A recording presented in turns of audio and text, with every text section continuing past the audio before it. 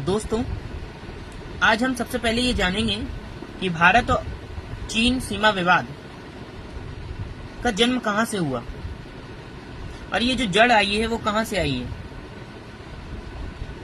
क्योंकि कोई भी चीज वर्तमान में घटित जरूर होती है, परंतु उसकी जड़ें अतीत में छिपी होती हैं, यानी इतिहास में छिपी होती हैं। इसलिए कहते हैं कि इतिहास एक जीवंत विषय है जो कि पूर्ण रूप से करंट इश्यूज से जुड़ा हुआ विषय है।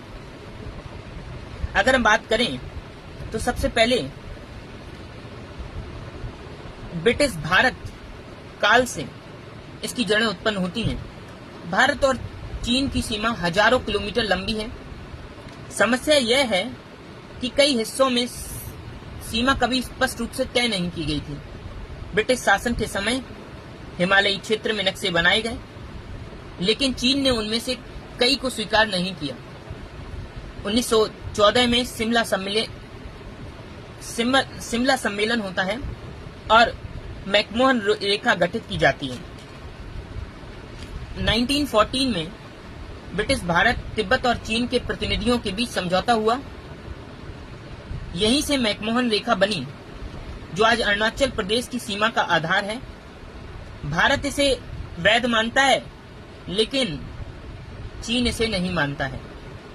यहीं से भविष्य के विवाद की नींव पड़ गई। 1950 तिब्बत पर चीन का कब्जा।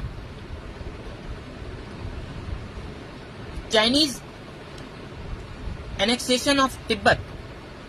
1950 में चीन ने तिब्बत पर नियंत्रण स्थापित कर लिया। पहले भारत और तिब्बत के बीच बफर था। पहले भारत और तिब्बत के बीच, चीन और भारत के बीच एक बफर राज्य था तिब्बत। बफर राज्य क्या होता है? दो बड़े देशों के बीच एक छोटा देश होना बफर राज्य कहलाता। और ये दरअसल बेहद जरूरी होता है अंतर्राष्ट्रीय सीमाओं में, क्योंकि जब दो बड़े राज्यों की सीमाएं एक दूसरे से टकराती हैं प्रत्यक्ष रूप से, तो फिर विवाद गहरा हो सकता है, युद्ध जैसी समस्याएं आ सकती हैं। इसलिए बफर राज्य होना बेहद जरूरी है। इसलिए आप देख सकते हैं भारत और चीन के बीच में एक बफर राज्य नेपाल भी। तो नेपाल का होना भारत और चीन के बीच में बेहद, नहीं तो यहां भी सीमा पर विवाद उत्पन्न हो सकता था, जो कि विवाद दूसरी अन्य सीमाओं पर हो रहा है। तो पहले भारत और चीन के बीच बफर था। अब भारत की सीमा सीधे चीन से लग गई है और यहीं से चिंताएं बढ़ी हैं। सुरक्षा की चिंताएं बढ़ गई हैं। 1962 में भारत का चीन से युद्ध होता है। चीन और भारत के बीच युद्ध हुआ था। भारत को भारी नुकसान हुआ। इसके बाद चीन ने अक्साई चीन पर कब्जा बनाए रखा।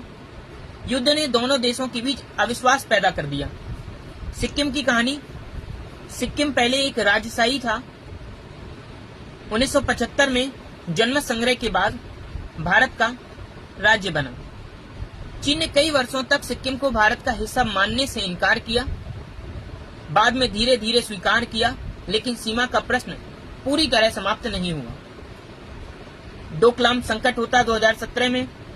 चीन डोकलाम में सड़क बना रहा था। भूटान ने विरोध किया। भारत ने हस्तक्षेप किया, क्योंकि डोकलाम भारत के सिलीगुड़ी कॉरिडोर के पास है। 73 दिनों तक आमना सामना चला। यहीं से सिक्किम डोकलाम क्षेत्र की रणनीतिक अहमियत बढ़ गई। फिर 2020 आता है और गलवान संघर्ष होता है। गलवान वैली में जो संघर्ष घटित हुआ, लद्दाख में गलवान घाटी में हिंसक झड़प हुई। दोनों देशों के सैनिक मारे गए। 1962 के बाद पहली बार इतनी गंभीर स्थिति बनी। भारत को लगा कि चीन बातचीत के साथ जमीन पर स्थिति बदलने की कोशिश करता है। अब 2025-26 में चीन क्या चाहता है, ये हमने लेख के अनुसार जाना। चीन कह रहा है कि जहां विवाद कम है, जैसे सिक्किम, वहां पहले सीमा तय कर लेते हैं। इसे अर्ली हार्वेस्ट कहा जा सकता है, यह कहा जा रहा है। क्योंकि अभी हमने जो लेख आज न्यूज़पेपर में छपा हुआ है द हिंदू में, the harvest China wants is one India can not afford, उसका मतलब है कि वो कह रहा है कि सिक्किम पे हम पहले विवाद को कम कर लें। जैसे सिक्किम में वहां पहले सीमा तय कर लेते हैं, कह रहा है, तो इसे हम कह रहे हैं अर्ली हार्वेस्ट, मतलब पहले आसान हिस्सा निपटा लें। मतलब जो आसान चीजें हैं हम पहले उसको निपटा लें, ऐसा। लेकिन भारत क्यों इस स्थिति में सावधान है?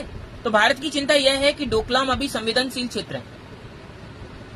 डोकलाम अभी संवेदनशील क्षेत्र है। सिलीगुड़ी कॉरिडोर भारत की जीवन रेखा है।